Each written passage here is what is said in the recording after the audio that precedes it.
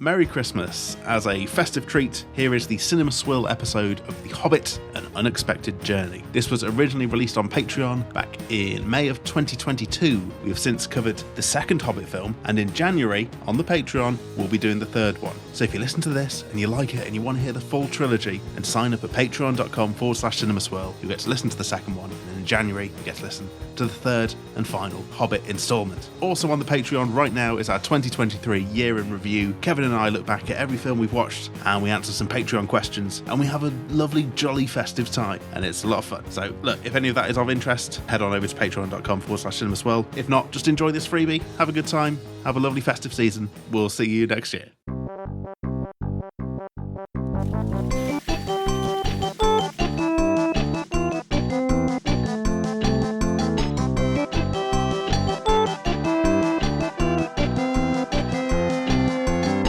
Cinema Swill! Glad to report I've still not seen Rick and Morty. It's episode number 40, coming to you from the toxic online fan base behind the paywall where we're good and safe. It's me, your old pal, Cowboy Kevin, saddling up through the swill-filled streets of Hollywood, California. And do I hear a Kiwi calling us back to New Zealand? It's Sam Chaplin. It's me, Pickle Sam. Wubba, some sauce from McDonald's. I get that because I've seen Banksy, so I know that actually. I've seen a few of those around the Camden town. I've become a pickle. Thank you. Welcome to Cinema Swill. It's a big episode. Big naughty episode. Fucking miserable sounding. Look, okay.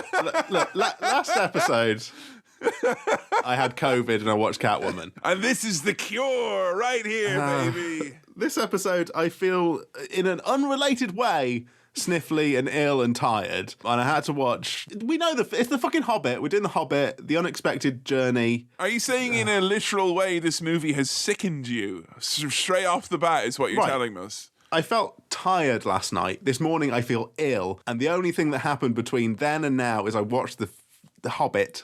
And I've watched that. I watched the regular cut, the one that's on Netflix, whatever that is. I watched that. Currently, at time of record, it's on Netflix. I watched the proper version, thank you. I had to finally, after 3 or 4 years ago, I believe I bought it whenever we started this beautiful Patreon. I splurged as a little Christmas present. I bought the Hobbit extended 3D Blu-ray box set, despite the fact I do not have the capabilities of any. Like, there's a list on the back, like, you need this, this, and this to do the 3D Blu-ray.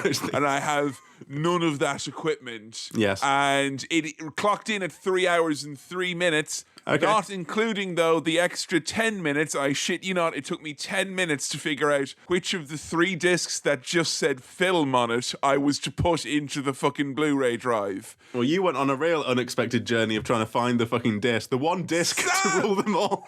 I literally went there and I went back again. That's the situation that I was in there. So I was very happy to crack it open, as they say. Finally, here we are, because we're at that perfect time. 40 episodes of Cinema Swill. That's 40 months, which includes 3 Star Wars prequels. Yep. And now it means we're back around to a banner figure of 10 episode number, which means we need a new big series. Look, right. We're back in the land of prequels to big famous trilogies. Woo! And I think after The Hobbit, we've run out of those things, but, you know. I don't know, Sam. There's a whole bunch of other Star Wars movies out there. I don't know, Sam. There's a certain Clone Wars movie that is out there as well. I don't mean to put a crimp in your day, but I will put plans in your calendar for a later date, is all I'm saying. Well, I can't wait for episode fucking 70 of Cinema Swill when we watch something like that. But, so you've watched, like, I don't know, 14 minutes more Hobbit than I have. You know what? And I knew, because when I sat down to watch this, I knew you'd already watched it. And I honestly thought there's literally no point. I genuinely don't think it'll be an issue, because I think when we did the first Lord of the Rings, we watched the regular version. The second one, we watched different versions. And the third one, you were forced to watch the long version. And it didn't really make much of a difference. So I think, honestly, me having watched the extra bit, I will see if we can find where Sam has missed out, if he has missed out along this very, very long journey. Cool. Sam, had you seen The Hobbit before? No, I haven't seen The Hobbit before. I'd not seen this before. I genuinely feel tired talking about this fucking thing. Oh, hey, I've got a little pre-chat question. What frame rate did you watch it at, mate? What frame rate did you watch it at? Well, that's the thing I wanted to address first and foremost. Is actually yon frame, because that was a contentious issue when this movie first came out.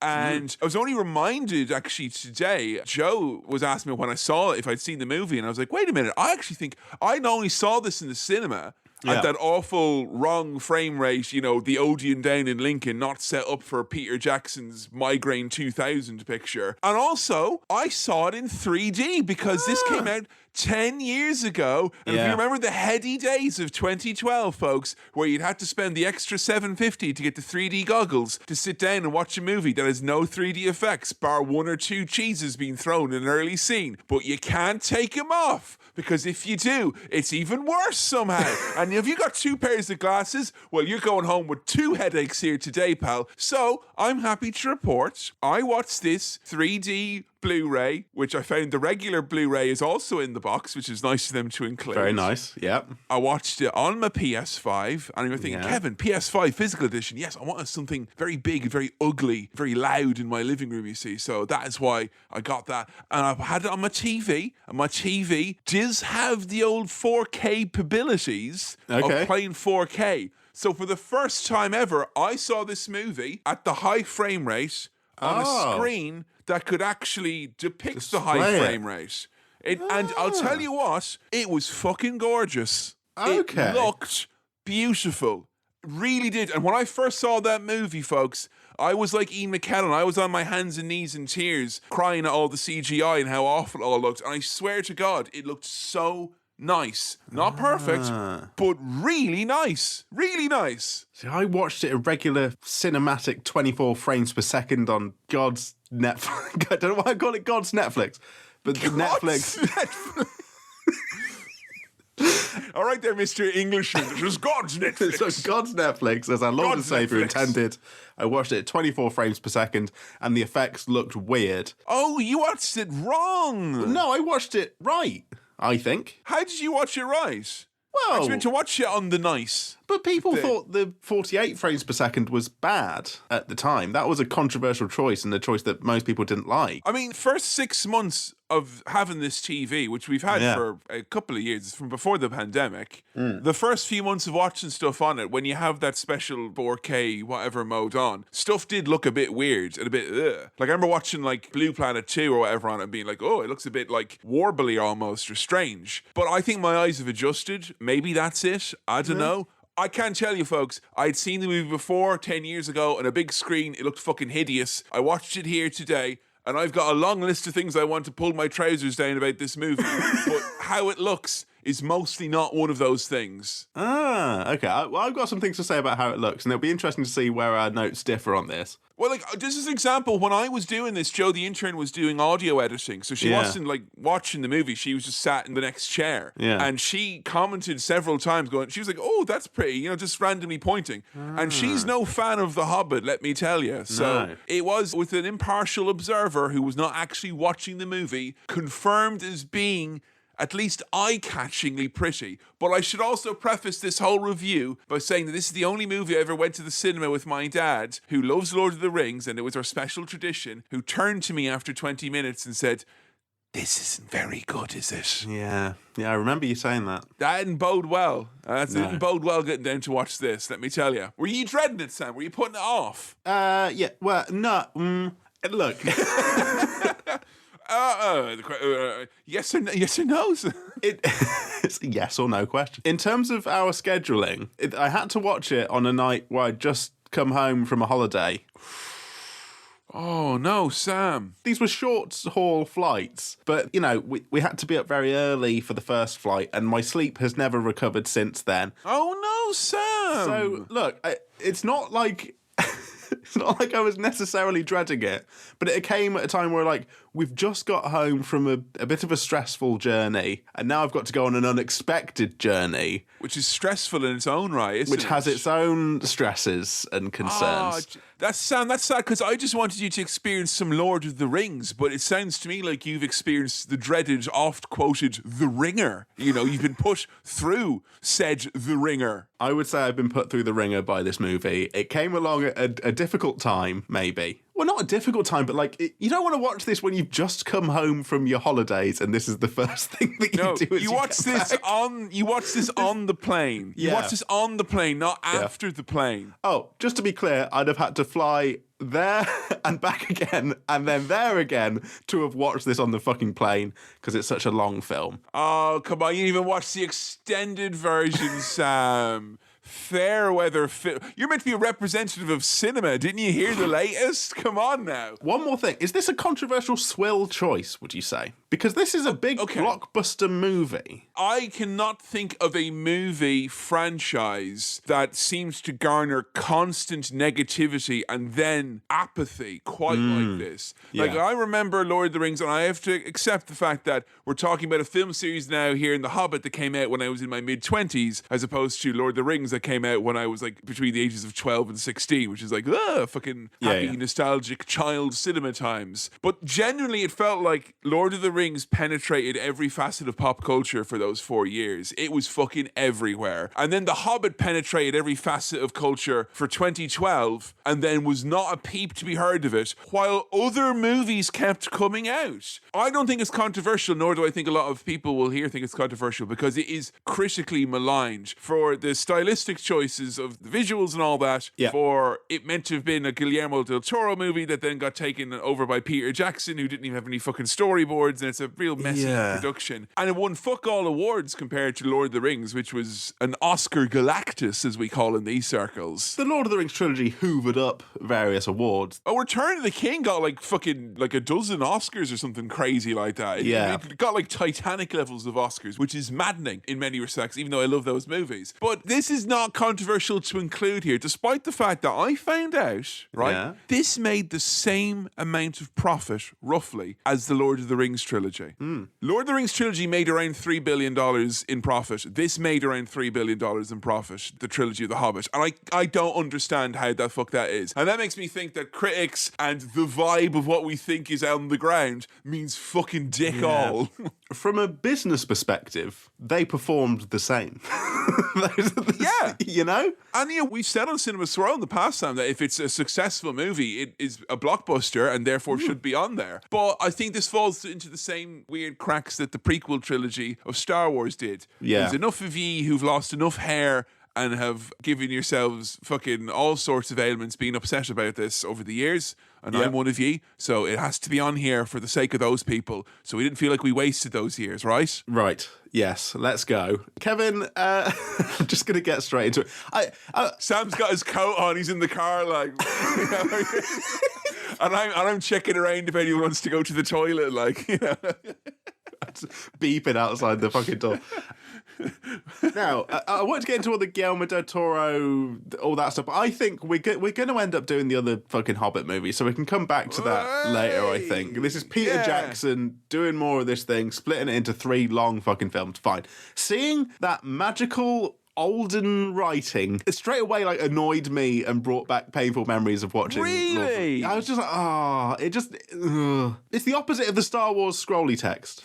In that I'm just like, you know, when it's like Wingnut Pictures presents and it's in that you're telling me shit. You didn't get that Lord of the Rings feeling, you got your Lord of the Rings feeling, the kind of the personal dirty feeling that you have reserved for this beloved franchise. I'll tell you what, the first thing I wrote down my notes when that music kicked up was, I should fucking like this. I should like this. I only discovered through podcasting with you how much I gave a damn about the Lord of the Rings movies and how important they apparently were to me. And the fact that I never enjoyed these movies and I've had them sitting. I sat through non-stop lockdown in Manchester. We never came out of lockdown. Ever. We didn't come out of lockdown until we ended restrictions or whatever with the rest of people. So I had a lot of opportunity to watch these and I never even with all my Lord of the Rings fandom. Nah, I played Shadow of Mordor. I played Shadow of Middle-earth 1 and 2. I didn't want to do that, but I did it more so than watching this movie that I already had bought. And it's got all your favourite characters in it. Right? Old man Bilbo, like proper, Colin Cum Bilbo. He's there. This is a weird one because he is meant to be old Bilbo, but he's been playing by the lad who played old Bilbo in the original movies. So this man who is actually in real life been aged up by the really good makeup of time, he has got to be de-aged so he looks slightly less old, but still older than the guy you're going to see later. And you know what? They didn't pay this man enough, obviously, because I've never seen a more bitter fucking performance in my life than this lad here. Jesus Christ. All right, you're not a young man anymore. You're not Martin Freeman. Get over it. Your time has passed. I genuinely was struggling to do the maths in my head of whether he's been aged up or aged down or how much makeup was added or removed or whatever. But old man Bilbo, right, for some reason, he's looking at the little drawing that Dawn did of Tim from The Office at the end of The Office Christmas special. He's got the little doodle that made her go back. Spoiler alert. It made her go back to the Shire, yeah. Yeah, but it's all old looking and stained with tea. He's looking at that. He's looking at a little picture of Tim from The Office. And he's like, it's time for Frodo to find out what really happened back in the old Hobbit days when the Hobbit, did Hobbit. You know you're in for a good old time where you start off with an old man in a book and he goes, long ago. Yes, yeah, here we go. So there was a place called Dale. Yeah, right? Dale. Vine and Vale out there in Dale. And there was a great dwarf king who lived near here, the great Erebor. And the dwarves have got a fabulous setup here in the mountain. They've got all nice crusty jewels on gold. But it's kind of implied that dwarves are greedy and have avarice for the precious stones of the earth. Right. There's a guy called Thror, Thror, which feels like a typo. Thror. And then there's the dwarves, Arkenstone. There's the heart of the there's a stone, heart of the mountain stone. The stone is in the mountain. Arkenstone. And they got obsessed with the gold. They wanted all the gold. They loved the gold. And there is a scene literally where he's just sat around by all this gold, and Bilbo's like narrating going, and he went he's all fucked in the head now because he loves gold. And just him walking around going like, ooh. He's just kind of jigging about, honestly, the most simple terms, he's doing his stuff while there's a load of gold around him. And I'll tell you what, there's one person who doesn't want to yield to that Arkenstone, Thandil, am I right? I mean, once Thandil got eyes on that, it was a whole other story. Am I right, Sam? It's a real Thandil or no deal situation. I wrote down in my notes, I've just spotted this, that I forgot that I wrote. During this whole backstory bit, like flashback to the past, I've written, just ask Kevin to explain all this shite to me. Hey! I've got enough on my plate. Right, but a dragon... Explaining things. A dragon comes to town, to the town full of gold. And it's great because for eagle-eyed and eared viewers of Lord of the Rings, one of the dwarfs is told to sound the alarm with this bit of quotation here. Balin, sound the alarm. And I know what you're thinking. Balin... of Balin's tomb fame, the site of the fated encounter with the cave troll when the Fellowship were nearly broken in the mines of Moria. The one and the same, Sam. The one and the same. Right. The one and the same. Something about... also, dragons love gold, which feels like the whole thing where, like, Catwoman didn't do things that cats love, but the writers thought, cats love stealing stuff or playing basketball. This is like, dragons love gold. No, they don't. Yeah, but dragons love Sam, gold. Look, you have to realise, right, we were able to make those references on Catwoman because you were dealing with a former Feline Friends cat welfare scholar. We have the clout to do that. We don't know dick all about dragons. We can't say with authority... because I've never seen a dragon. No, I think a dragon, much like a cat, would like a motorcycle, though. I think that would be definitely... Because Smaug looks like he's got his eyes on the prize. He wants that big old Arkenstone. I don't know about you, but something about, a dragon flying around burning down a city just gave me sad sort of Game of Thrones last season flashbacks where I'm like, it just brought, and that's not the fault of The Hobbit, which came out before that stuff happened, but it really brought me back to that real sense of disappointment early on in the film. A little reminder. No, Sam, I'm kind of glad that you did mention that there, because many of us in the hardcore community, we kind of feel like the Hobbit trilogy, that walked so the final season of Game of Thrones could run in terms of really annoying people and irking a sensitive fan base. So, it is honestly good that you saw that connection there, The elves, they don't want to help. They don't help. And the best thing about it is that Bilbo is like, and no one knows why. But the great thing is that the actor who's playing Bilbo doesn't give a shit. So he reads this literally like he is a sat-nav telling you how to get to Dorchester. Right. He's so bad at this. He is bad at this. Can I ask you something? This flashback scene with the elves not helping and the backdrops and stuff, that didn't look hazy and green screeny as fuck to you? It looked nice. Mean, it looked bright. It looked very bright. It didn't look kind of weird and blurry and hazy and strange. Not blurry and hazy. It was crystal clear. No, honestly, what it looked like is, this is what happens when I get all excited. I was like, Sam, remember Osgiliath? Yeah? Yeah. Right, no. What was the Witch King of it reminded me of the bit in... You're making some of these up. I'm not! Osgiliath. It reminded me of the City of Men. It reminded me of the White City of Gondor. Right. It had a little bit of that. It felt very Lord of the Ringsy. It felt very bright. It felt very crisp.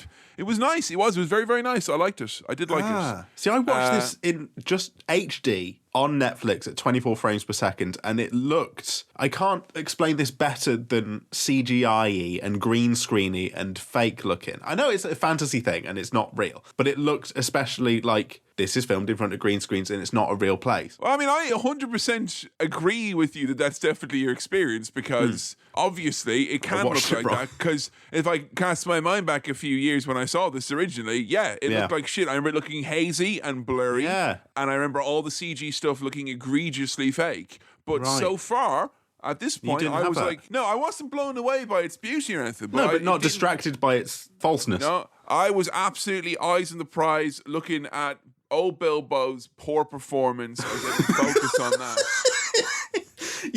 That was fucking hazy there, yeah? There were no technical limitations that could distract you from the performance limitations of Bilbo here. When he was in the booth, the editor should have been like, can you try a higher definition voice, maybe?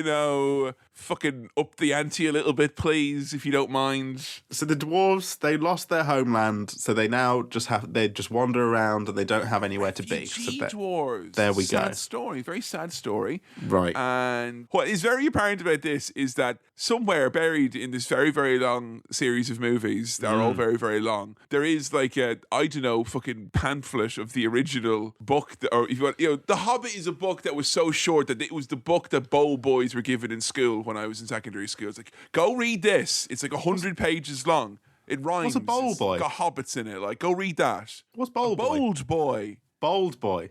Bold Naughty boy. Bold. Oh, okay. Okay. Right. Bold Yeah. child, okay. Sam. You send him over there. He's being rude over in the corner reading naughty books. You sit down there and you read The Hobbit, learn about literature. And not very often are you reminded of the fact that this is meant to be The Hobbit, that book that you all probably read at some point, or your parents read to you enthusiastically at some point. But he has his little bits in here where it's like, a hobbit hole, which is full of grolls and oozy smells and dumb ship bells. And when he gets into his silly rhymes, it really took me out of things. And I found it hard to find the hobbit hole charming at this, after I had also found out that this set had been previously taken down so that Peter Jackson could use it as a guest house. And then they had to return the set and update it for making the Hobbit movies. It's one of the many contentious elements of Peter Jackson's relationship with New Line Cinema, who he did sue and swore he would never film this movie for them. But time makes fools of us all.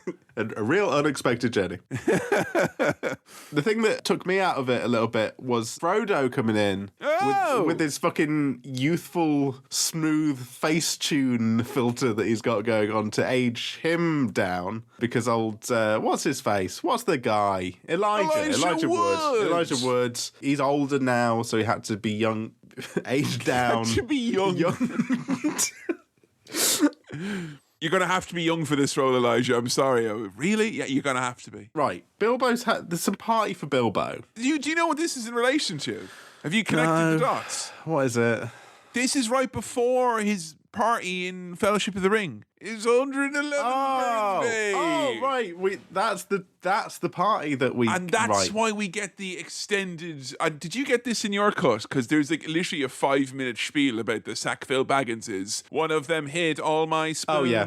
Yeah, there's a bit of that. So wooden here. I skipped over that mentally. I just like, you know what it is? It's not relevant to the story. You know what it is? He was probably there with his agent being like, no, I can do it, Peter. I can do the 3 movies. I've still got it in me. I'm a young man. I can still do it. And like, no, you can't. And it was such was the aggressiveness of him wanting to do it. Like, you know what? We'll put you in the movie and then everyone can see why we made the decision that we did.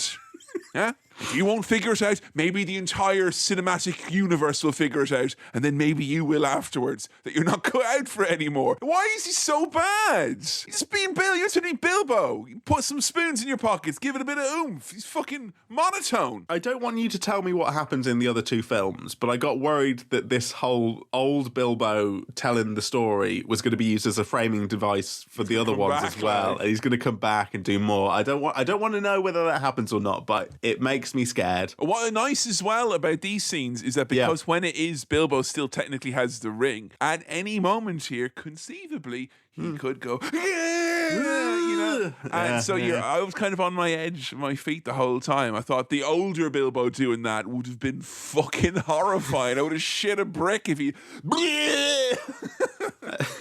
And he blows a little ring with his pipe, and then that fades into the titles.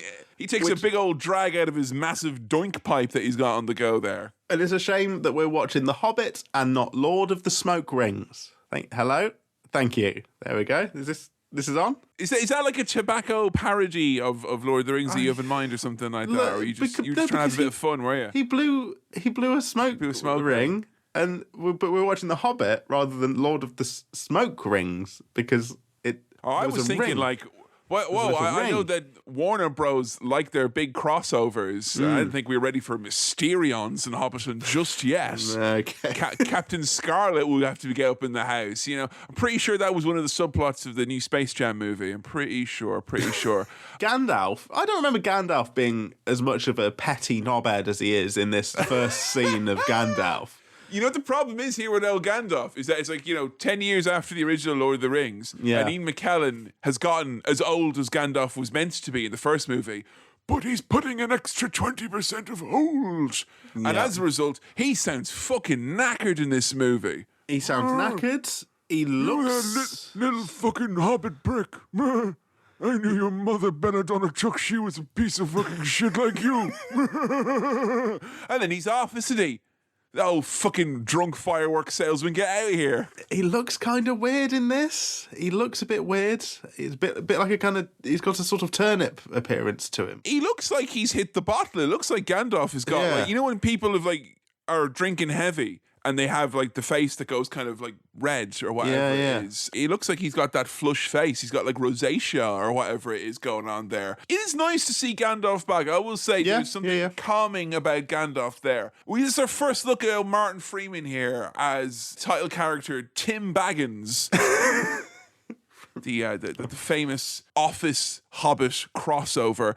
Now, look... Yeah, he's one of them lads who just does the same old. Listen to he just gives you Martin Freeman, which I mean he gives you a bit of Tim, which is basically the same thing. It is uncannily suitable for The Hobbit and for this world. He has got a kind of I'm actually going to complain, but I can't do it because I'm British and I have to ask my Irish friend Kevin to do it, said every person I know in this country ever. So that he's got that quality about him, and I feel he's not out of place here, even though there's a few moments he gives us the Tim face and it's a bit on the nose. The whole time I was hoping for a wry look to camera, and we never quite got one. He comes close. He does a few sardonic looks to the camera, but they're not wry. They're never quite to camera, which is a real shame. Glancing in that direction. You get the looks, but he's not doing it at camera, which is a real shame. And but it's very brave of him to not rely on that. Because I he think could that have what so it is, easily been Sam, that is that you didn't watch it at a high enough frame rate, so you couldn't actually. I missed like the one frame where he quickly does it. Yeah, no, the extra 19 minutes in my version is all him just going. So he's asked, say, you want to go on an adventure? And he's like, adventure? Nah, I'm all right, thanks. And, I'm sympathizing with the man here, the homebody hobbit. I'm a homebody myself, and I appreciate that. But an adventure, ever say no to an adventure? You say no to an adventure, Sam, you'll never see Les Mis live. He's offered an adventure by Gandalf, who, again, is very rude about the nature of saying good morning. He's like, oh, are you wishing me a good morning? Are you saying that the morning is good? And he's just been a dick. He's pretty much looking dickhead. He's starring, isn't he? Yeah, he's starring. He's like, good morning, you what? What's so fucking good about it, mate? Yeah? What? Yeah. Huh? Speak up, you speak up, little hobbit. If some petty fireworks salesman was saying that shit to me, I wouldn't take it. But then his solution, Gandalf, is to just send a bunch of dwarves round. Yeah, and he does this by putting an ancient rune on his front door. And I would call the police at that point. If you see someone writing ancient runes and they're going to curse you, you don't know what type of magic that is. That's a public nuisance offence, that is. That's antisocial behaviour, and it's not on. And I don't think those fireworks are being sold legally. So I don't think so. I think the Shire, much like Ireland, has actually outlawed fireworks for safety, and it's all just ne'er-do-wells, tucks and Sackville Bagginses, and all wanton wizards coming in and spoiling everyone's otherwise peaceful time. Oh, come on, we got dwarves though. Dwalin's in the house, which means Balin, he's back, baby. Woo! All right, I can't fake that I didn't find this to be the most stressful thing ever. The idea of people showing up to my house and going into... I have a little pantry. When a guy... I have a little... I say a pantry. Under the stairs, I had someone put in offcuts of wood, and I've got little shelves. So I can put my little tins. Of meat. Offcuts of meat. And I have a pantry. Some put some meat under my stairs. Put some meat under my stairs, and I eat it in there. It's nice. It's quite cool. You can eat it in there. It's fine. But just seeing these dwarves come in and eat the man's is good. It was not nice. Well, okay. Here's the thing. All these dwarves are here, and they've got fucking rhyming names. They're all boisterous. Billy in the house. Killy in the house. Millie and Vanilli. It's all and the my fucking favourite dwarf, James Nesbitt himself. I've got cold feet. He's here and he's bringing all the energy of a season 3 cold feet. It's not the kind of later seasons where he kind of brought the extra depth after, spoiler alert for Cold Feet, she dies. Yes. She's changing the thing. And he goes, I tell you, he's gone from cold feet to big feet. He's a dwarf in this. He's not a hobbit, but he's in the Hobbit. And hobbits have I thought you were trying to imply that James Nesbitt had big shoes to fill or something like that. You didn't think he was up to the job, And that's the thing, though. When you are taking on the role of a hobbit, as Martin Freeman is, you are invariably going to have big shoes to fill, whether or not the performance was added. Because that's part of the costume. Yeah, in Martin Freeman's case in point, the narrator, he didn't have particularly figurative big shoes to fill, but literally... Yeah, they're still fucking massive yokes. In the costume department, and they had to be filled somehow. It's nice of James Nesbitt to take a break between gritty ITV dramas to come in and film this. That's quite nice. I want to see a gritty ITV drama where he's dressed up like this, doing the same voice, doing a fucking press conference about Bloody Sunday, the long inquiry into it or whatever, and he's there with his silly hat, and he's like, whoa! They are basically all clowns. Yeah, which they're all silly. This scene does go on quite a bit here now when they're all coming in, throwing bits and bobs. And I was reckoning after I'd figured out, this is a 3D movie, that this is one of these scenes where that was there to show off the 3D. Like, there's a plate. Cheese. A different plate. Yeah. And you know what? All I have to say at the end of it is just fuck this Charlie Chaplin shite. Fucking, what? Come on, it's crap. It's my family name. No. There's a probably beloved uncle that I've besmirched. There is some relation. There's not. Look, there are funny bits in this, okay, but it is proper Charlie Chaplin, Laurel and Hardy shite. And both of those are good in their own way, but you know what I'm saying. One of them calls him Mr. Boggins. Very funny. I love that. That's great. One of them sounds like Alan Bennett. Like, Mr. Gandalf, sir, some fruit tea like Mother used to. I'm like, why does he sound like that? That's great, fine. Another thing, right? Why's Bilbo got so much fucking food? He's got loads of food. He's got loads of food. Yeah, I mean, I do the stock up shop now once every 6 months. I'll go in, I'll load up on tins and canned goods and all that, and I'll get a big bag of rice. And I won't want anyone coming in and eating that, let me tell you. But some of that was stuff that will go off, and I think they're actually doing him a favour there. Why you got so many chickens there, mate? What the fuck are you doing? What's happening? What's going on there? I don't know. Yeah. Feels like some of these dwarves are going to get botulism as well, because it didn't seem like it was very well refrigerated, this bit here. I do like, though, when after this chaotic scene, that does go on, I think we're like 25 fucking minutes of this throwing shite.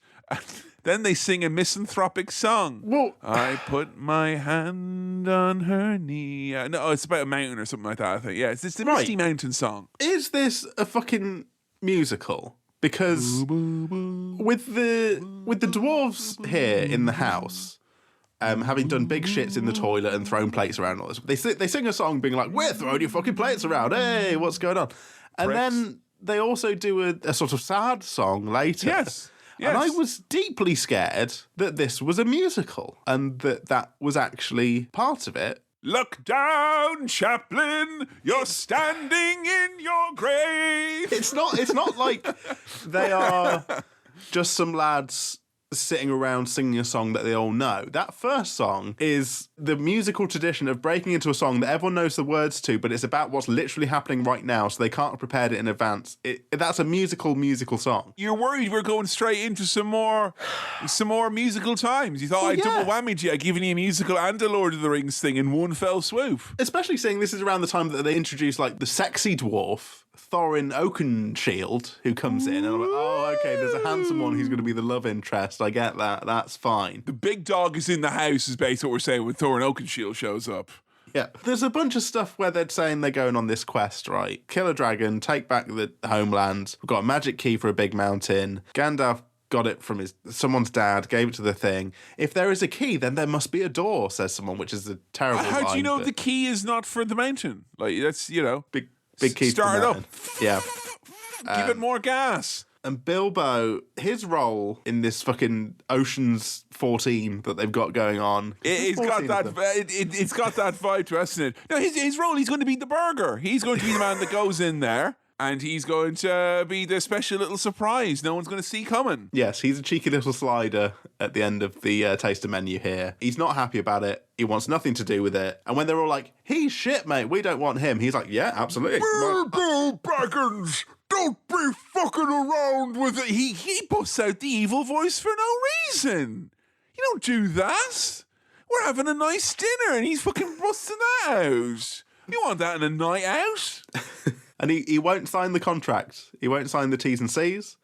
Peer pressure, though. Come on, sign the contract. Come on, mate. It feels like Danny Dyer's The Wall when there's any discussion about whether or not someone has signed the contract. They should have presented it to him in a tube, the contract. Because then he could, when he shows up later on, he could have like opened it up and showed that he's torn it all up or whatever it is. Look, if I was Bilbo, I'd want to stay in the Hobbit hole because the Shire, it's like fucking Centre Parks. It's lovely. Yeah, it is. Very nice. I'm not going to a fucking mountain. I'm not a burger. I'm not doing but they've eaten all of his provisions now, so sometimes when there's no food left, you have to become a burger. Like, that is literally the only option that's left on the table. Well, that's the thing that happened. He wakes up and he's like, I've not got anything in. I may as well go with these lads. And I've heard of Bilbo Baggins, but check out Bill Go Baggins over here. And this was the moment where I was like, this is fucking... Like, I was astounded. I was like, this is beautiful. When he runs through the field and the fucking sun is rising up and he fucking knocks over 3 allotments... Yeah. And the sun was rising where I was and it was coming through the window. And I was like, Jesus fucking Christ, this is straight up beautiful. And I actually got excited, even though that scene that came before, and it was the thing I hated the most about the movie the first time I saw it. And I hated it even more this time I saw it, because not even the chat of dwarven politics could get me interested. But this was like pretty as hell, this whole like woodland bit. And I think I wrote down like 10 times in my notes, Jesus, New Zealand is pretty, which I'm surprised by, because when I came out of the first movie, the first time I saw the movie, the word pretty did not leave my lips, other than saying it was pretty bad.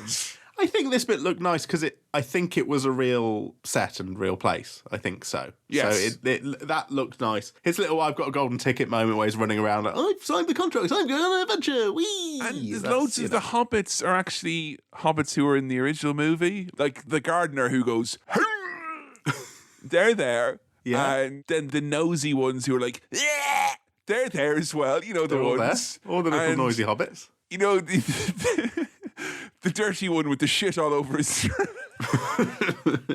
The shitty hobbit's there as well. Yeah. So he's had a change of heart, and you can tell because there's some "I've had a change of heart" music.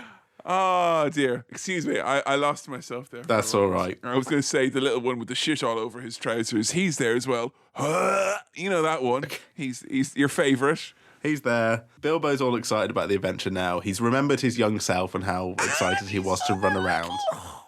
He's on a little horse. He gets a little pony to ride. Oh no! Yeah. Would you look at? There he is now. Oh bless! I like that. That was funny. He was on a little horse, and when you got a bunch of bloody blokes on a big old camp away, what's the first thing you do? Is you tell scary stories. You find the youngest and most innocent and scare the daylights. And they're like, Bilbo, did you know that there are packs of night killers who slit the throats of their prey in the night? And the charges don't even scream. It's so quick and violent. Hey!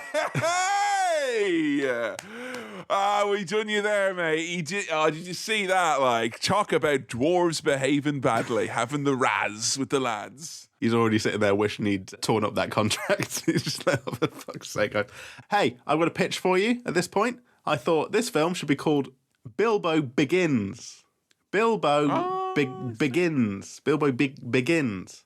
So I was thinking at this point, nowhere in this film looks like a real place, really. It's good CGI, but it looks artificial, was what I was saying. And I know you haven't had this experience. No, I've not. But I had that experience 10 years ago, yes. Yeah. We get another flashback to another epic battle from the past. AKA, it's half an hour in, so where's my bloody battle scene already? Give it to me. Here's some orcs led by Azog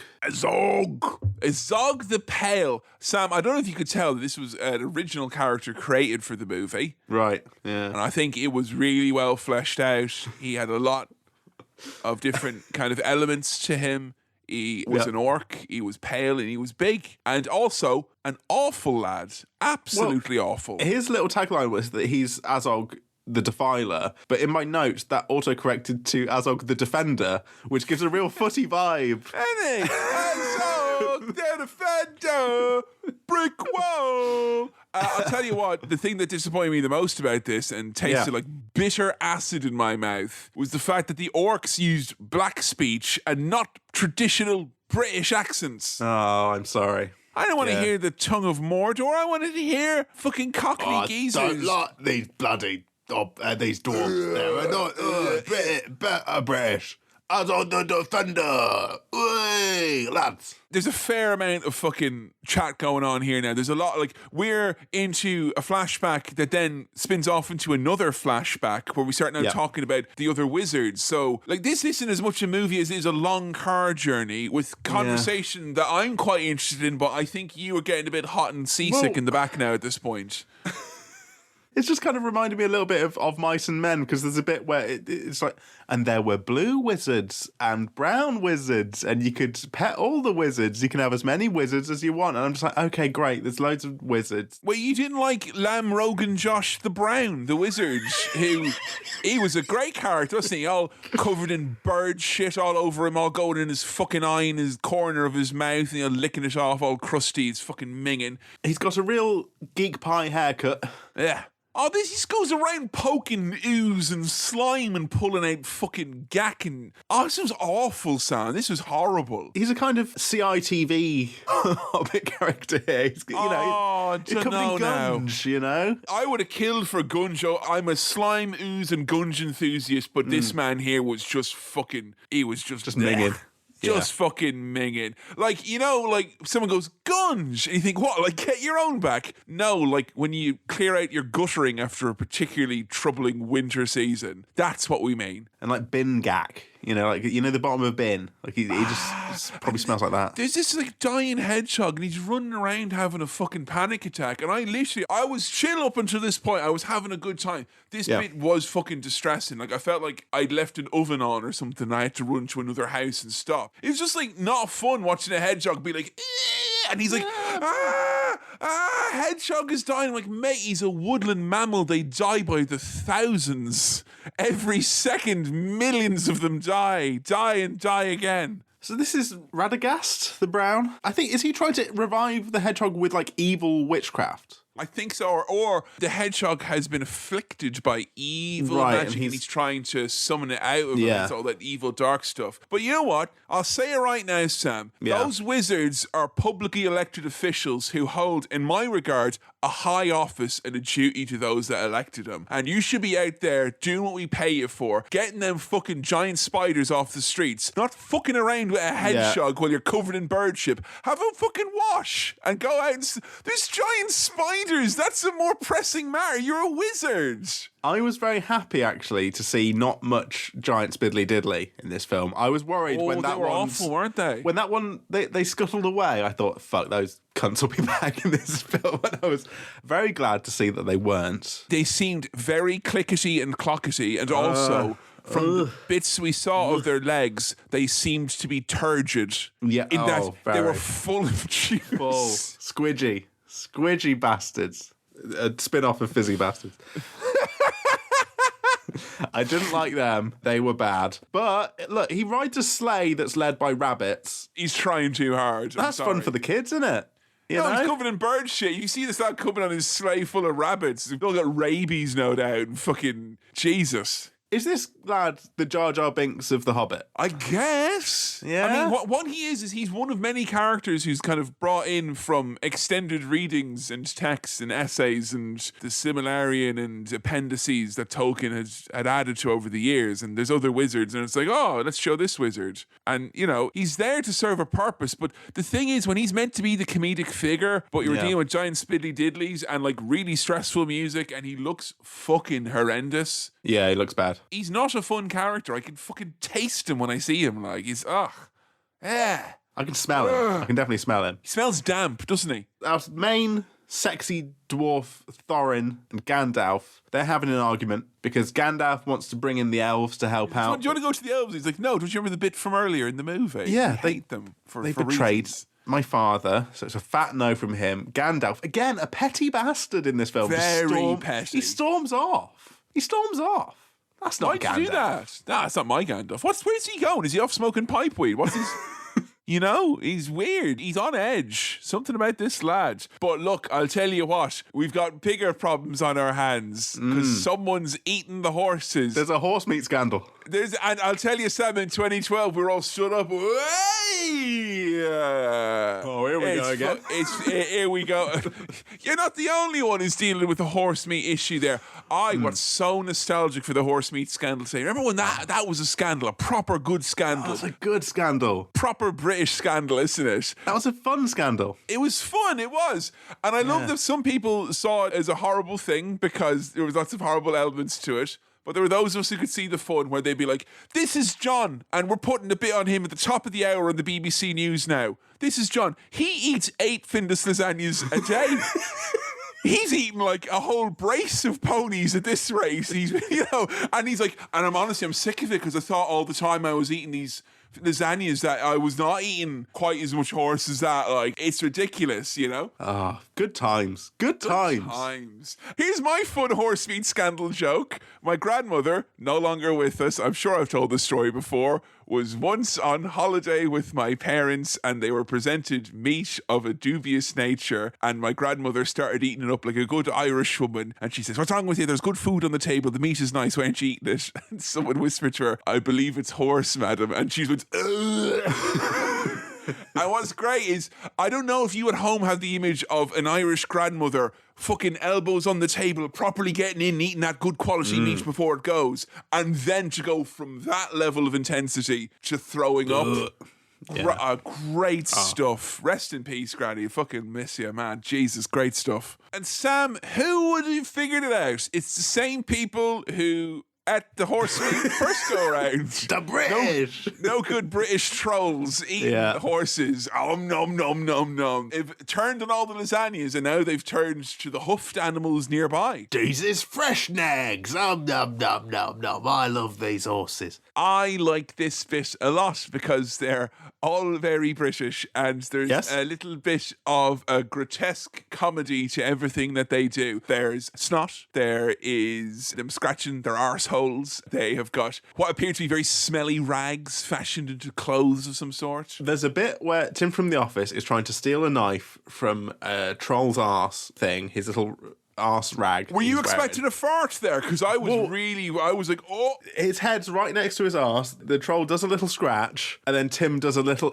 He's so close to looking right in the camera. He wants to be like, ooh, you know, a kind Gareth, of real. Not again, you know, the classic catchphrase. But there's no guff. He doesn't get a fart in the face, and I thought this film wouldn't be above that, but it apparently is above that. Right. In terms of CGI looking stupid, when he gets picked up by the troll and the troll tries to blow its nose. Oh, it was a bit Catwoman-y there, wasn't he? He became the 360 model, didn't he? Yeah. That looks fucking crap. But this was like a fun little scene, and the dwarves kind of come to the rescue. They threaten Bilbo, so they lay their arms down, and they're all going to be eaten. And there's something very pure and cartoony about 14 people all in little sacks being like, no, don't slowly cook us on a giant cartoon spit like Bugs Bunny. It really feels cartoony, doesn't it? But like this, for me, this was like the most joyous bit in the movie. And like when I thought that they were going to do The Hobbit, I thought we would get more of this, more of the kind of fucking parochial, you know, Three Stooges act with the big trolls and kind of silly. Because it's like The Hobbit's a kid's book. And like what I've been reading about like Guillermo del Toro's like original vision for this and all that. And he's like, I spent a year just watching World War I documentaries and being given artifacts from World War I from Peter Jackson, who's a collector of memorabilia from that time. I'm like, mate, stop watching about the Great War. Just fucking... That doesn't sound fun. Like, they're trying to make him into a pie. They say they're going to squish him into jelly. Like, you know what that's the kind of level we're at here. You know, less of the fucking bleak nature of humanity and more of trolls scratching their bums. Yeah, we want Tim from The Office stalling for time by arguing that you should cook these guys differently or use different seasoning. That was great! And the bit where he's like, oh, you don't want them, that they've got parasites, and the dwarves are all stupid. They're like, don't say that. Like, come on, guys. And he goes, I've got huge parasites! And cold feet as well. And that means they're like, oh, I don't want to eat him. Those fucking ice cold feet. Ugh. The description of that is, I've got worms in my tubes. Is that? I mean, that's funny. Do you notice that the dwarves, like, other than Thorin and Balin, I guess, 90% of the dwarves say fuck all. There's all these weird looking fucking dudes in the background. It's like, what's the big fucking round one? What's his fucking story? The weird lad who's got a slingshot for some reason. Here, Dennis the Menace, come over here. Who are you? What's the fucking story? I would wish, like, even with the extended movie, and it would be 3 hours long plus, I was sitting there going, like, I know nothing about any of these lads, and I feel like they all look silly, and I feel that most of them will sound silly, so give me a bit of bip-a-da-bop, you know? It's much like Lost, right? Where there's obviously loads of survivors from the crash, and you see them as extras in the background, but there's clearly a main cast that we've got, and they get all of the big stories here. How did Thorin Oakenshield get his tattoo? I don't know. He took a gap year, I think. Let's do a whole episode. I'm hoping the defamation of Smeg, or whatever the next one is going to have like a kind of Nicky and Paolo story in it, where... I hate that I know that as well, like... Oh, geez, the Lost Forum was lit after that episode. We all thought it was very clever indeed. Look, right.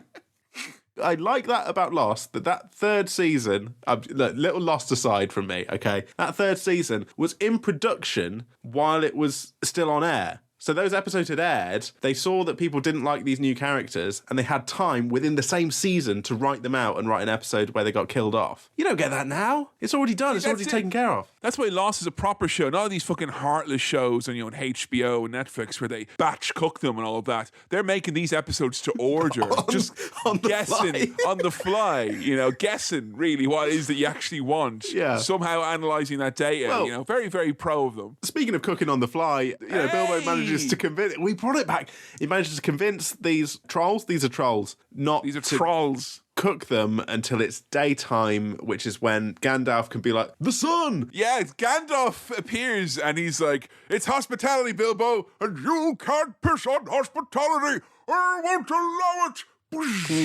There we What go. is like here with Gandalf, the vibe really is like, he's the lad who's had a big blow-up argument at dinner and he's had to walk away to cool his head. And he's come back now and he's brought the fucking beers in. Hey, Gandhi, here he is now. Hey. I do like that the trolls literally say, you what, when they are confronted by this.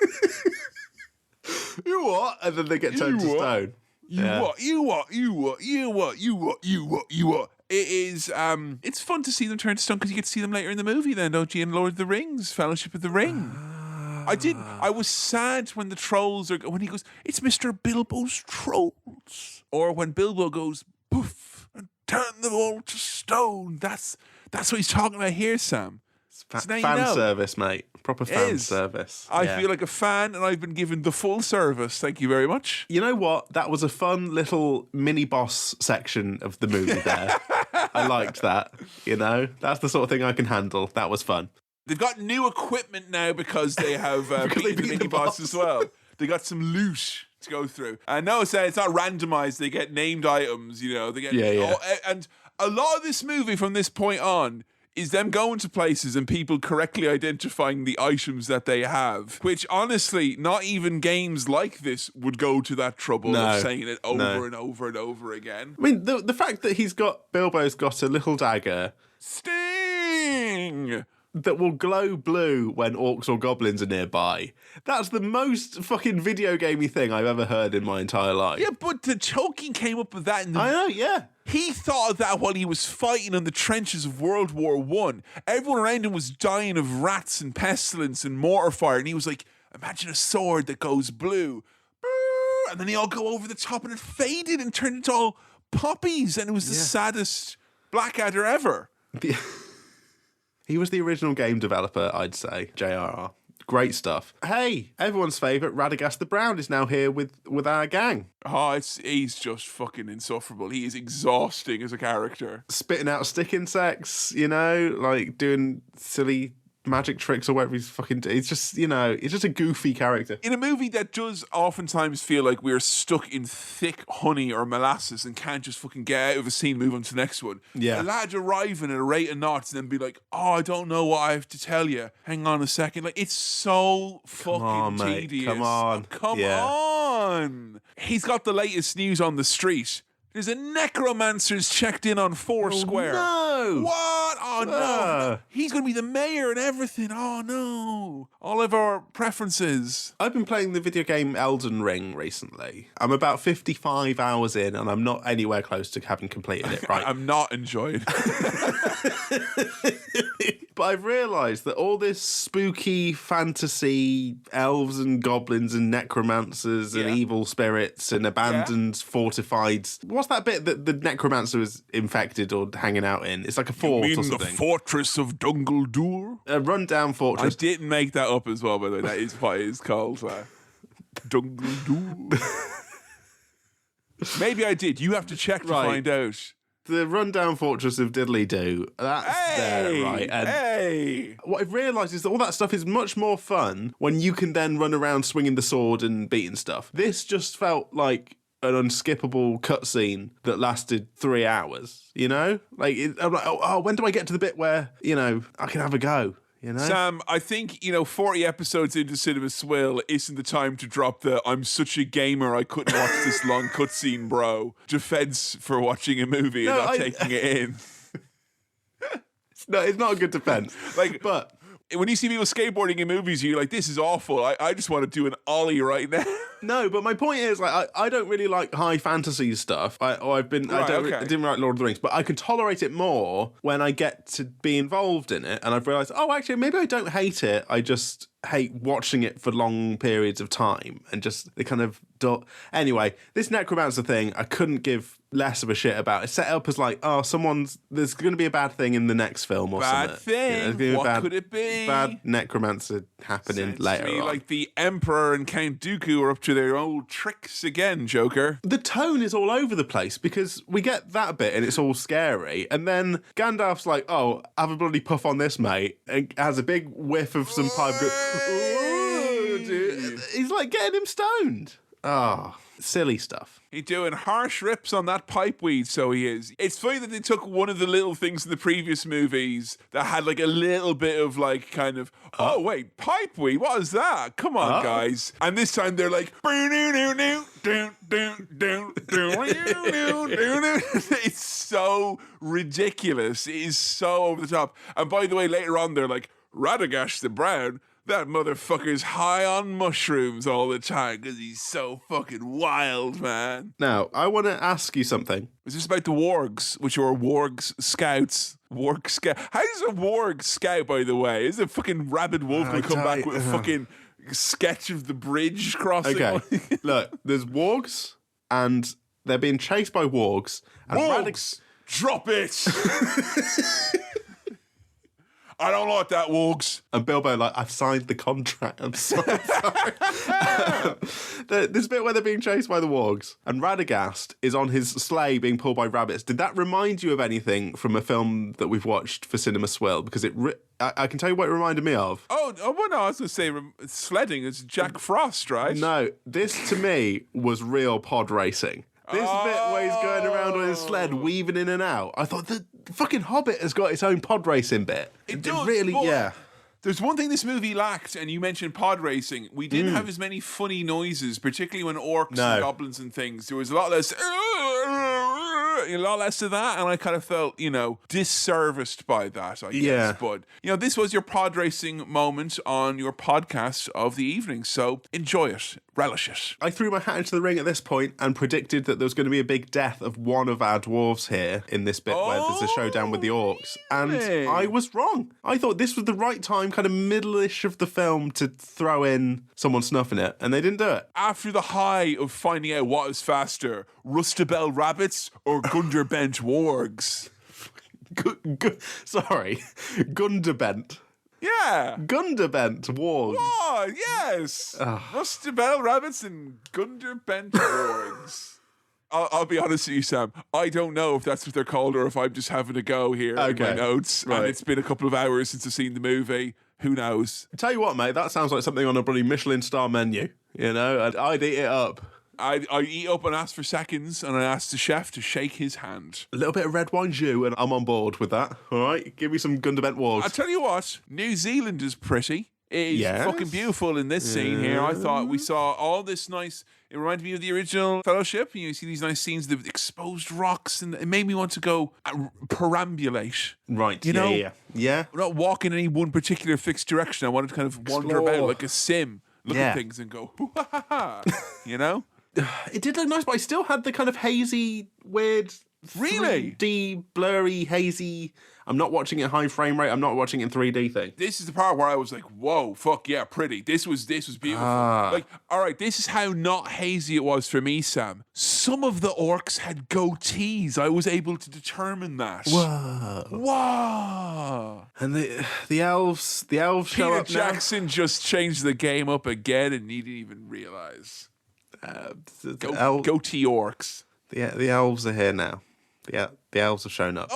If I've got any rings freaks in the comments below here, because I'm genuinely curious, and as I'm sure you're, Sam, as well. As we all know, when Saruman developed the line of Uruk-hai with which to fall the kingdom of men, specifically Rohan and then Gondor afterwards, we do know that he did this, giving them the ability to march under the beating sun, which is something that the orcs of Mordor have always struggled with. And yet these orcs we see here ride unfettered under the full daylight, yet this happens assumedly generations before any of them would have been bred by the white hand of Saruman in the first place. So, guys, they're pale orcs as well, so you're implying to me that they're extra sensitive, if anything, or have not been exposed to sunlight. So, Peter Jackson, Guillermo del Toro, what's going on, guys? I want someone to explain to me how it is that I'm sorry, Sam, are these like, I know, are these like what, diurnal orcs or something? Like, come on, like. And Joe's in the next year. Can you believe it? It's ridiculous, isn't it now? Anyway, look, anyone knows,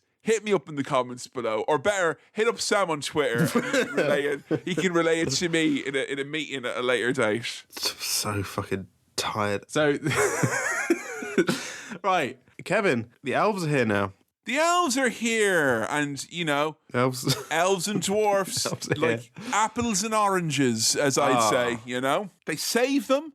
They do a nice thing here, despite the fact that morks show up, which is more orcs. There's additional orcs show up to the battle, and they deal with them. It's mostly them hiding the dwarves and such like that, which was, you know, different from the standard, you know, Lord of the Rings warg chase. Like, they did try, at least with the action scenes, to provide a bit of variation. It's not just the same thing over and over again. You know, they try and give you different settings and scenarios and all that. But never mind that, because they're on a little trip. They're going to the next bit, they're going to Riverdale. Riverdale, everyone's favourite house of Elrond here in Riverdale. And this bit is basically like Sex in the City 2, where they go around Dubai going, ooh. They just go around and go, ooh. It's the thing from the last films. It is, isn't it? Do you remember that? Yeah, it's the subtropical swimming paradise from the Shire's regular centre box. Yeah, Riverdale. There you go. Yeah, we're here. Not Riverdale. Anyone who calls it that is an idiot. And Brett McKenzie off of Flight of the Conchords, he's here. I didn't see him, Sam. I just saw his character Lindor because he was Lindeer. Sorry, that's Lindor, the chocolatiers.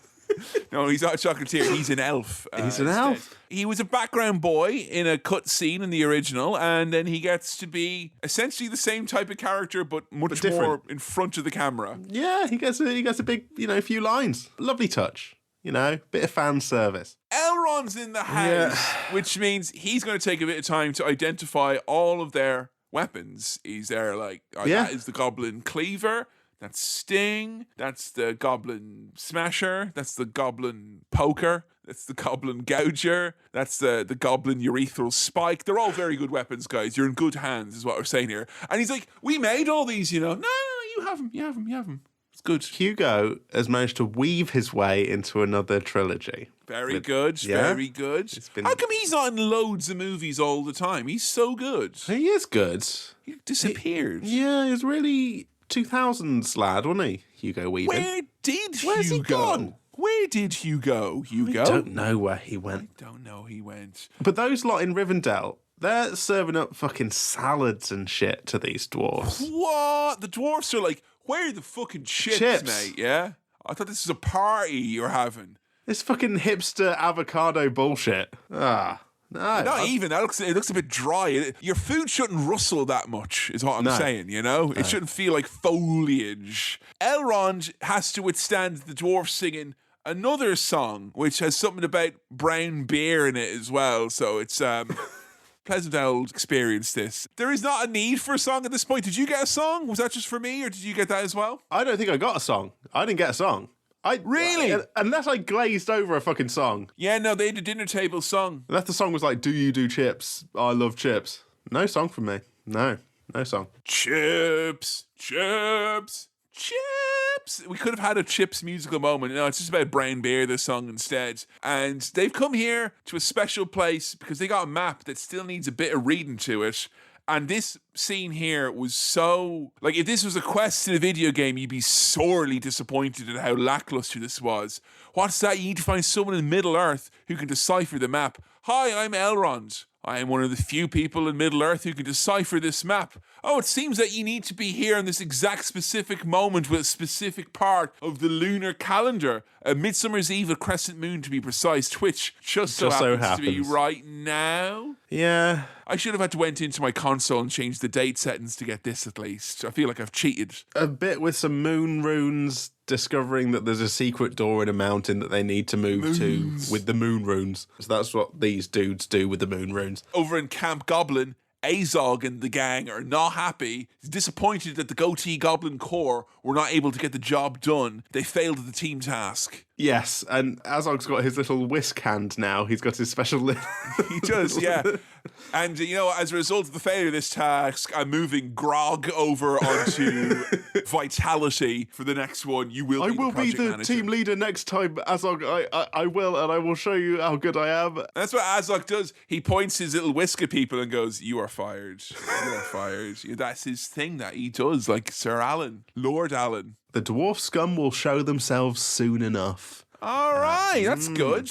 You know what? I'm begging them to fucking leave Riverdale at this point because Jesus, Mary, and Joseph, it's went on long enough. It's a lovely cast reunion. I know, but come on. I get Elrond's being nice to Bilbo, and it's nice that he's like, oh, I get to experience in other cultures, and that good. And, elves, I've always wanted to meet elves since I was a little boy. But then we just segue into this other movie here now because, so you all remember World War I when the great generals would all meet to discuss the impending doom on Europe, and fuck, this is so boring. Like, you got Gandalf, you got Galadriel, you got Sauron, you got Elrond, you got all the original actors back. And honestly, this is one of the worst scenes. For the most boring scene in the film. Oh, it's so boring, but it feels like they're trying to make... Like, you think you would, as an actor, read this and go, oh, this reads a bit boring. Gonna give you a bit of this, I feel like Christopher Lee is like, you should have done the special Star Wars. I know you're still alive at this point, but still should have done it anyway. Yeah, we need to digitally recreate what it's like to have a 73-year-old man as opposed to an 80-year-old man on satellite. I was confused because I didn't know the timeline of quite when he died. So I wrote in my note, I was like, was he still alive at this point? Have they put him in post? No, they've not Lydia Soprano'd him here. No. Like that, Sam. No. I don't like that talk. No, I don't like that talk.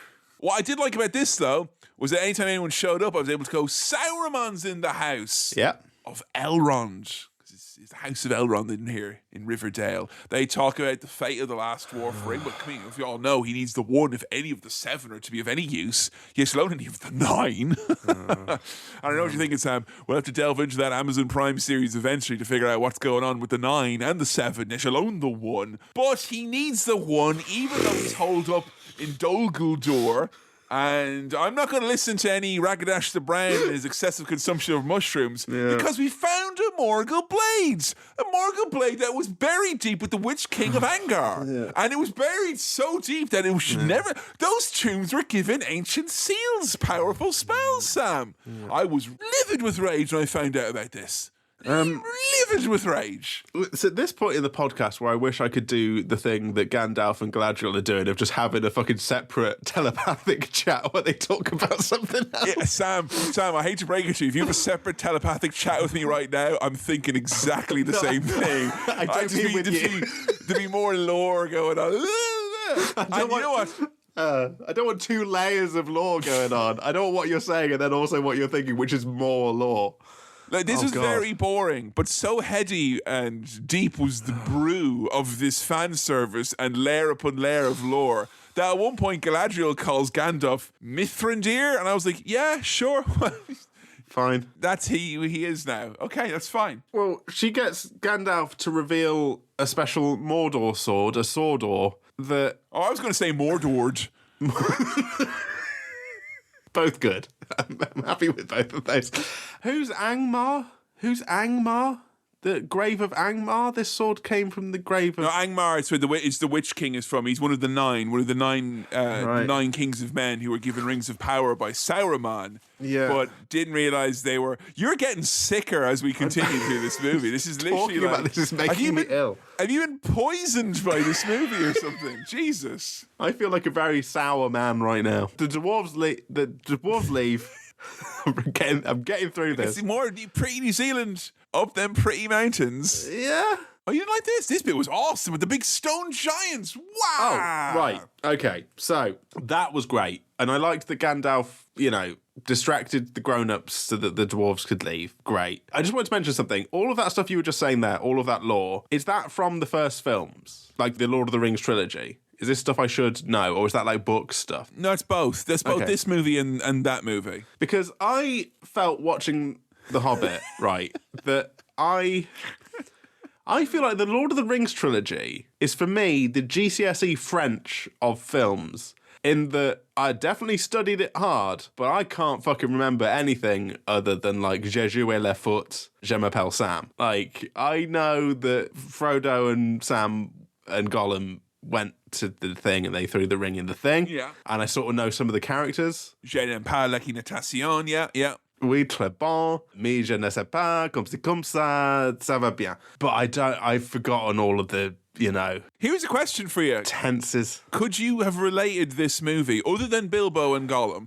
could you have related this movie to the main trilogy in terms of what's been set up here, time scale, what people are referring to, and they're like, oh, something's coming? Like, did you think, oh, they're talking about the events that will transpire in BAP, this part or whatever? Not really, no. So I think it is probably more of a failure than The Phantom Menace, which feels, even though that is a light years away from the world of the original Star Wars movies, it still feels like there's more DNA it shares. Like, this doesn't feel like Lord of the Rings a lot of the time, I will give you that much. Yes. But I think that might be on me in that I watched those films under duress. And I was recently reminded that I think maybe the first one or the second one, I was very sick while we were recording that episode. I think so, yeah. I do remember you had awful stomach trouble or some such. I do recall a bad time was had on multiple levels. I think the extended Hobbit universe makes me ill. I think. It does, yeah. It clearly does. I don't feel well now. Right, stone giants. Love this. Narrow ledge. These stone giants fighting each other. Scree everywhere. Like fucking rock'em sock'em robots, but they're literally rock, and they are socking each other.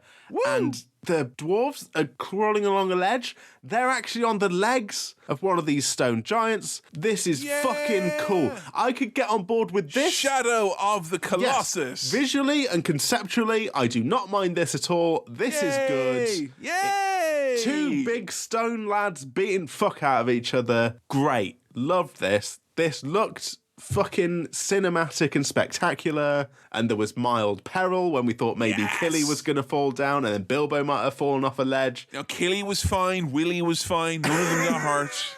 I thought this was probably, for me, the highlight of the fucking movie. This little bit here with these massive stone giants. I thought that's, you know what? That's cinema. That's cinema. Yeah, as determined by the representatives. I think this is my favourite bit as well, honestly. It reminded me, it invoked a lot of Lord of the Ringsy things, but also felt like specific to, because they're all dwarfs. It was one of the first times we felt like, oh, they're only little lads in this big fucking monstrous thing that they can't control. They felt very vulnerable. I like that. That was nice. But it is still only like 5 or so minutes. You got to give it that. That's the 3 problem hours. About this bit, is that it is fleeting. It is definitely fleeting. But this is kind of the equivalent of, that lightsaber battle in one of the prequels where I'm like, that's fucking Star Wars, man. There's your fucking Star. I got my fucking Lord of the there it is. All right, here we go. And I'm not a fan of like big scale stuff happening and big CGI spectacle, but this, they knocked it out of the park here. Well done, guys.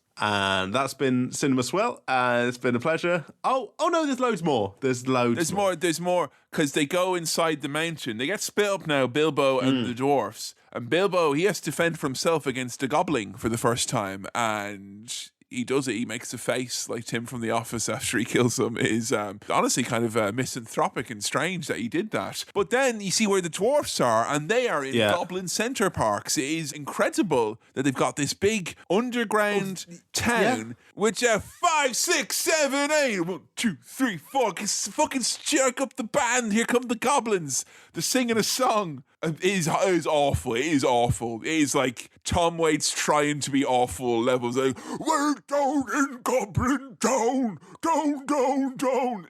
And the dwarves are just like, they're just listening. All right, Kill him, mate. Get him.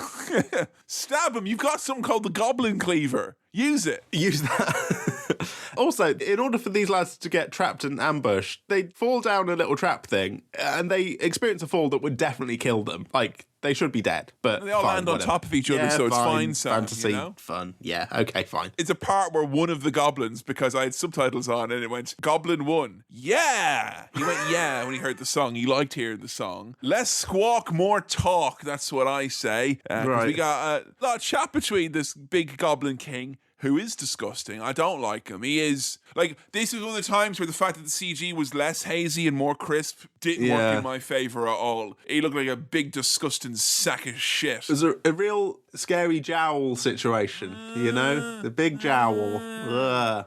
Yeah. Look like a big old bollock. I hated it. So at this point, just to give you context for how well I was understanding things, I had to run a little bit of a find and replace on my notes with the word orc and the word goblin, because I thought these were orcs, but they're goblins. No, these are goblins. These are the goblins. I keep getting them mixed up. And the way you can tell they're goblins is that when he's like, send a message to Azog, he gives it to a little guy who's like, "Bleh," and he goes,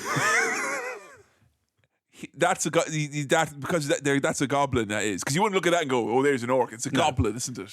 But the orcs and the goblins are mates, kind of. You know, they got a working relationship. Yeah, but also, I don't know if you picked up from the song, but they are down, down, down in Goblin Town, so they're goblins. I'm struggling to remember whether I heard this song as well. I think I heard a bit of singing. No, you definitely heard this. Yeah, Okay. All right. Like, I would say this is the moment that if you weren't enjoying the movie would be the most testing, because you got something that's like visually very upsetting. Yeah. A very busy looking scene with a million bits and bobs that looks really not Lord of the Rings like at all. It's this very beige kind of, you know, the goblins, they look stylistically very, very different from what you're used to. I guess that's the point or whatever, but when this fucker starts bursting into song, if you were wanting to tap out, that would be the time to do it, I think.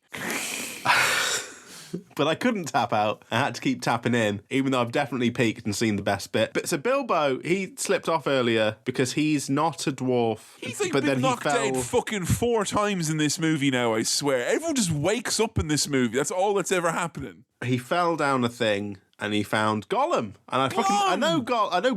I know lovely Glom. Nasty goblins is. Oh, Jesus Christ. This was like sitting in a waiting room and there's 2 people chatting.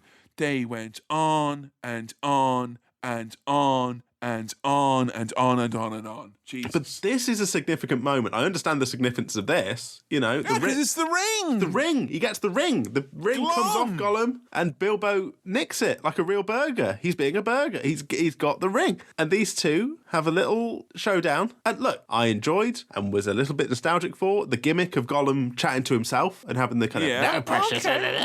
Oh, I want to do this. Oh no, Gollum, I want to go over it. I thought that that's fun, and it was shot in kind of the same way. What I didn't expect at this point in the film, with the kind of mixed momentum that it had, was for these two lads to have what I can only describe as a riddle off. A long old riddle off. Yeah. And they didn't even have this in the 3-hour fucking Batman with the Riddler in it. I mean, what this struck me out, Sam, is that they did some market research and they asked people, what's your favourite bit of the and like everyone came back saying Gollum. Gollum. I want a movie full of Gollum. Just Gollum, please. Give me some Gollum. And I don't know if it's just me, but by the 900,000th fucking Gollum parody and Andy Serkis doing Theresa May, and like, all right, it's just, for me, it's culturally spent. It's done. Finished.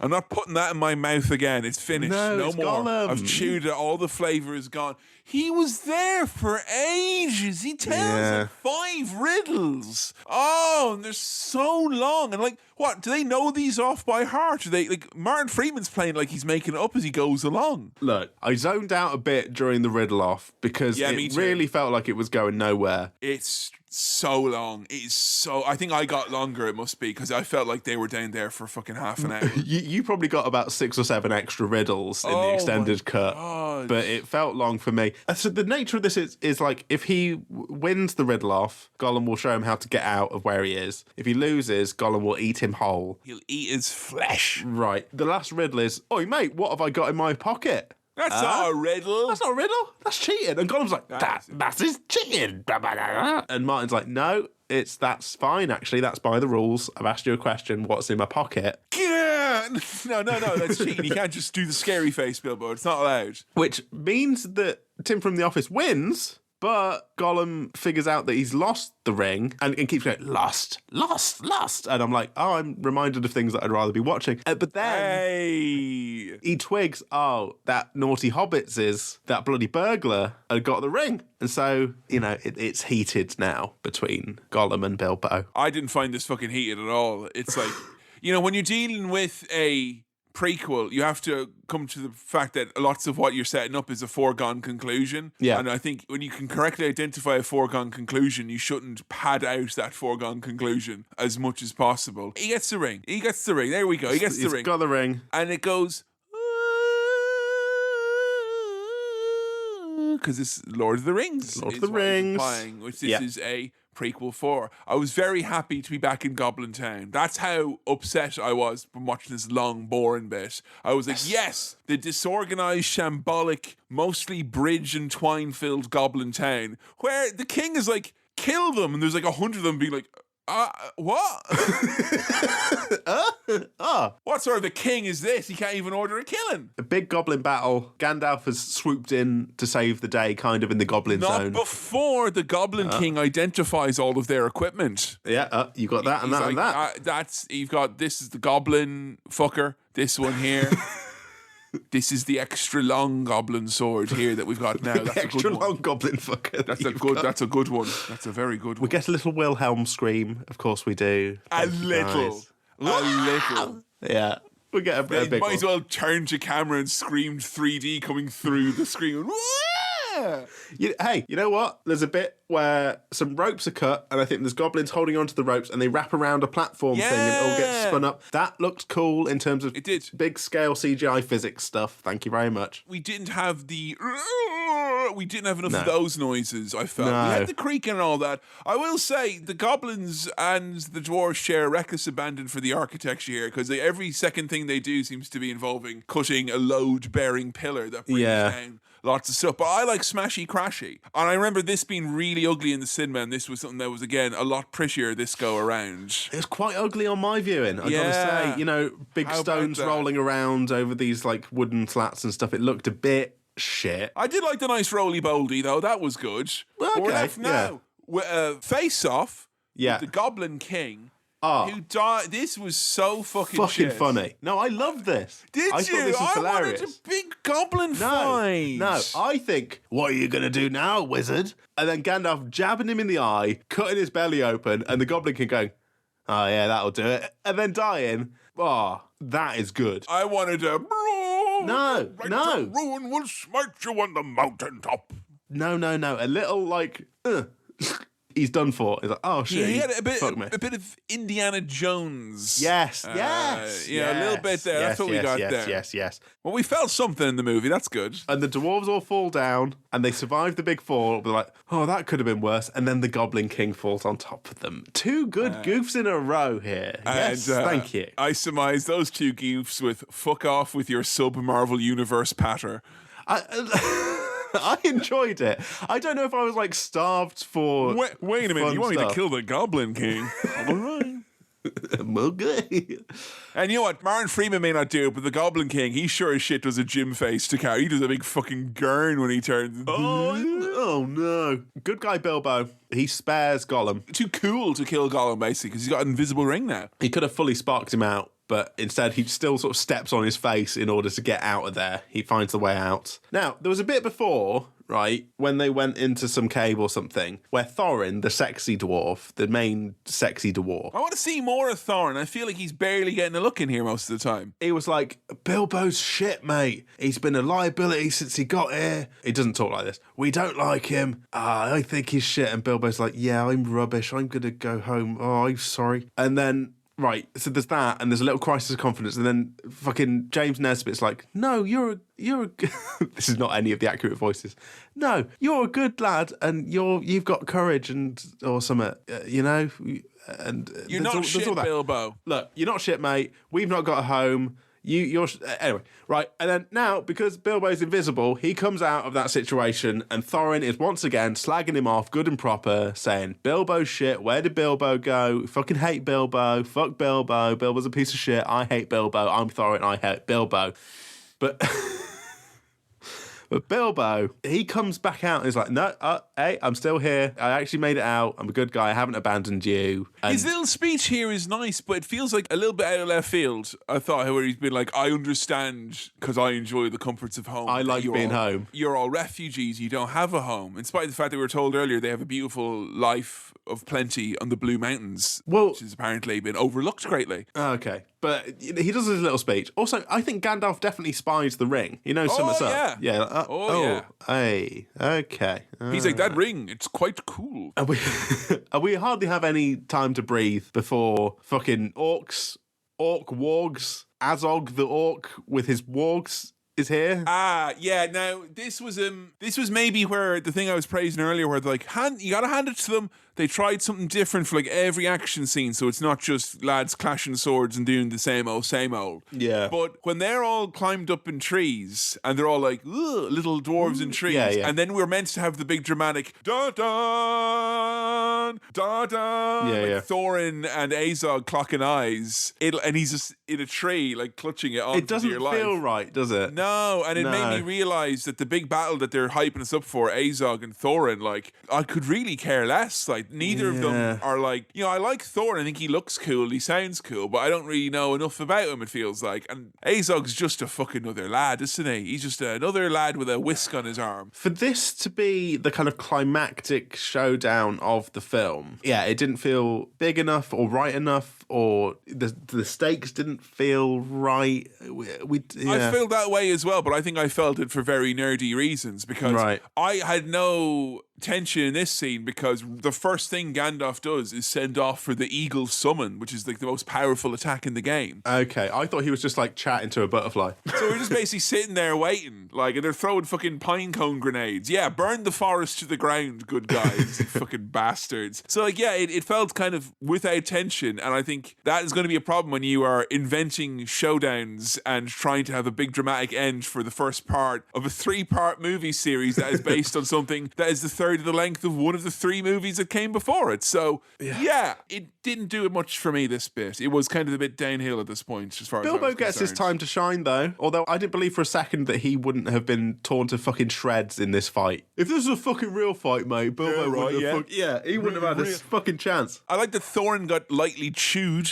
That was good for him. He gets thrown to a wall, chewed up. But Bilbo, brave little hobbit, fights him off for long enough for Ian McKellen's magic eagles to turn up to save the day. Pretty again here when they were flying away on those eagles. Oh no, it wasn't. That was really fucking gorgeous. It was like an ad for my telly or something. It was really nice. That was one of the shittest bits I saw for me. And this made me think about something. Right. I had some interesting thoughts about the nature of 3D films and film preservation and film watching. What the representative of cinema, Sam Chaplin over here. I'm liking this. 3D films are a gimmick, right? And that gimmick has largely died, okay? Goodbye 2010s. This film really leaned into the 3D thing, right? 3D was a big part of this. You can tell from the way the effects look, especially, I was just watching this on a standard HD television, okay? On Netflix. At 24 frames per second. You could tell these effects are optimized for 3D and IMAX and 4K or 8K or whatever IMAX is. And I was thinking about the fact that we've got 3D Blu-rays, but 3D TVs are not being produced now, I don't think. I mean, I didn't, but also, Sam, I didn't just need... I know you didn't watch it in 3D. No, but what I'm saying is I didn't just need a 3D TV. There's loads of other shit you need as well. You need the glasses and all that jazz. You need special stuff. It's just interesting to think about the fact that not many people who have not seen this will get to experience it anywhere close to the original intended theatrical way it was meant to be seen. I just think that's interesting. I just think it's interesting. Right. I don't know if it's right or wrong, but... that seems like a big oversight, doesn't it? The fact that, like whatever, about 10 years ago in 2012 when it came out, I almost feel like more forgiving of that, obviously, now than I did then. But, how are we running into the same issue when we're watching it on home media? I mean, you know who's really fucking licking their chops right now? It's the people who are physical media owners, because if I've learned one thing, it's that obviously Blu-ray is a cut above even Ultra HD on Netflix.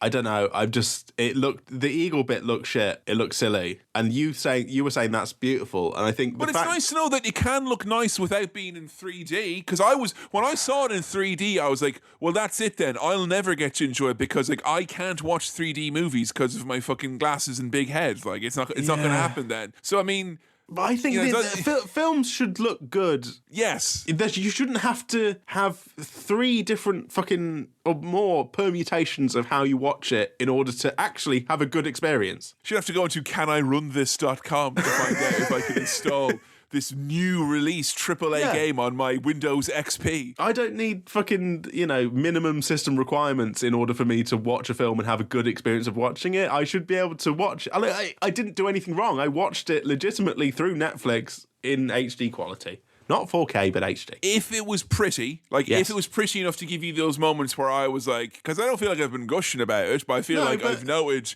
it's been pretty at times. Do you think that if it was pretty that you would have, had a different impression of the movie than you've gotten? Yeah, that's the sense that I'm getting. It's weird to me that, the bits where you're like, this is beautiful, I'm like, those are the bits where I've written, this looked sloppy and shit. Wow. The fact that there's such a gulf of difference between our viewing of this. Oh, do you think that there's people who listen to our podcast all wrong and the wrong format? They're not listening to it on the Blu-ray release. And then they're getting it's all hazy and it sounds all wrong with different accents. Oh yeah, don't listen to this in mono. Oh God. No. You won't get the full stereoscopic experience. You need it on FLAC on Neil Young's proprietary device or the 3D Blu-ray. Those are the only two ways that I will let you listen to this podcast. Also, I absolutely want to release one episode of Cinema Swill on physical media at some point. I think that would be really cute. There needs to be some physical Cinema Swill you can hold. A cassette with the best of Cinema Swirl on it would go down a tree, baby. Oh, yes, please. Anyway, that's just an interesting thought on the nature of 3D movies and how they get preserved and watched and experienced. Thorin's not dead. He's not dead. And he's not lost his sense of humour because he does the old great thing that do, great bunch of lads here, the old fake out compliment where he's like, I think you're the biggest piece of shit walking this earth. This Middle Earth is what I would say if I was disappointed, which I absolutely am not. And I tore up the contract. Yay! We won the was on the wall. Yeah. The thing is, though, there's Thor, I was in there, and they asked me questions, and they kept coming. There was a question, and I had to answer it, and then there was another question, so I tore up the contract. I didn't know how many I got right. Right. And we ended on the mountain. We ended on the beautiful mountain. They can see their mountain home, but it still looks fucking ages away. Well, as they say at the end of this one, and wise words were never said quite like this, I do believe the worst is behind us. This is the Hobbit Part 1, baby. We end with Smoog's eye opening. What could be coming up next? What has that dragon got up his sleeve? Benedict Cumberbatch as a dragon. I've seen the clip of him in the motion capture suit going. I hope he does his American accent from the early Doctor Strange scenes. That's what I hope. Right. Well, you know what? You're a hell of a man for doing this, Sam. I appreciate it. We got through it. We did, and you know what? I'm going to say I was pleasantly surprised. I was absolutely thinking this is going to be fucking the hate watch of the century, and I actually got joy out of it from a hate watch. There was parts where I was like, "This is so shit." I'm actually having a bit of fun because of its complex lore, but there were a lot of moments where I was like, "That's just pretty," and I think the fact that it was pretty is my overriding thing about it. I would say now, say what you will about The Hobbit, but on the right hardware, it looks a sight. Right. So that for me made it a decent enough 3 hours. I didn't think I'd be saying that. You know what I fucking hate about this experience? And I'm sorry. Was that I've got a nicer one? And right. So, okay. You're there at dinner and I've gotten the nice proper meal and you've got an awful frozen pizza. Listeners, I've recently moved, right, and my fancy 4K TV, I'm not bragging, but my fancy TV is still at my parents' house, right, and so that's not here yet. This, right, the thing that fucking annoys me, I don't have my fancy telly here. I feel like I need to watch this again, right? No! Because you had a beautiful experience of watching gorgeous vistas. I had a shit experience of watching washy CGI nonsense where no one felt like they were in the scene. All the places looked fake. I mean, I feel bad because honestly, no one should have to sit through that dialogue, that pacing, and some of that acting, and also have to look at muddy textures and washed out colours. Because I was like, you know what? It's hideous in many respects, but it is also beautiful. It's an ugly beast, but it's a pretty one at times. Actively want to watch this in 4K 48 frames per second. I need to see it. I need to see to see some of it. I could say, because I don't want to watch this again right now. Absolutely not. And 10 months' time is probably enough for me to watch the next one. You know what I'm saying? Yes. Well, maybe, I imagine by the time I watch the next one, I can probably source, a good quality 4K Blu-ray copy of it, get a big telly on. You know what? I would lend you mine, Sam, but you've not got good form when it comes to beloved box sets of trilogies. Well, I've still got yours. I know you do. That's why I'm not giving you another one. It's been 10 years.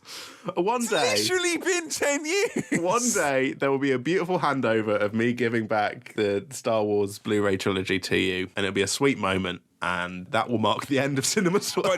But it is not this day. But that is not today. It is not this day. Sam, put us out of our misery. More importantly, yourself out of your own. Are you going to flush this long, unexpected journey? Or are you going to scoop it out? Are you going to scoop it out of the Hobbit bowl? Right. I feel sick.